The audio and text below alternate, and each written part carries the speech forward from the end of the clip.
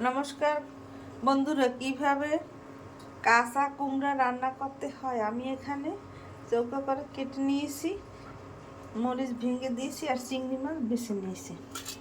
এখানে কড়াই দিয়ে দিয়েছি, কড়াইতে চিংড়ি মাছ দিয়ে জল, লবণ আর হলুদ দিয়ে এটাকে সতলাবো। 2 মিনিট পর ফিরে এসেছি। হলুদ আর লবণ দিয়ে এখানে জল দিয়ে দিয়েছি। এখন চুলা ধরিয়ে দিলাম, এটাকে সতলানো করতে হবে। 2 মিনিট পর ফিরে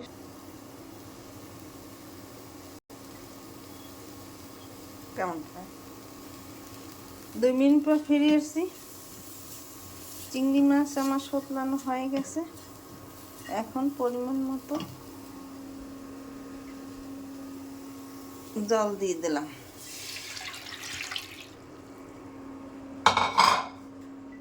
জলের মধ্যে কুমড়া দিয়ে দিলাম।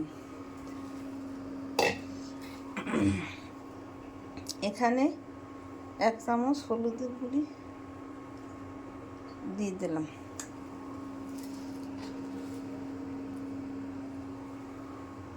আধা চামচ লবণ দিয়ে দিলাম।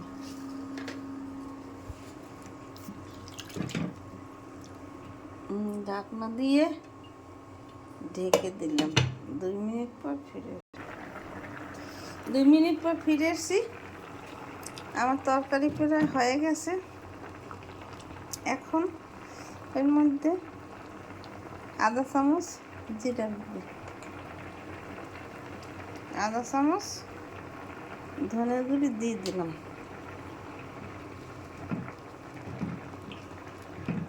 এখন ঢাকনা দিয়ে ঢেকে দিলাম। 2 মিনিট পর ফিরে আসি। 2 মিনিট পর ফিরে আসছি। আমি আধা চামচ চিনি দিয়ে দিলাম। চিনি দিলে স্বাদ ভালো হয়। এখানে আমি তেল ফোড়ানোর জন্য তেল দিয়েছি আর সরিষা ফোড়ন দিয়ে দিয়েছি।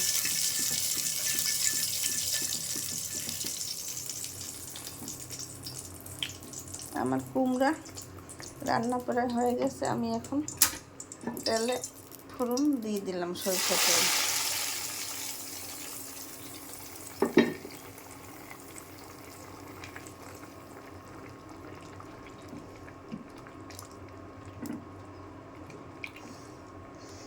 আলু দিয়ে চিংড়ি মাছ দিয়ে কুমড়া রান্না হয়ে গেছে।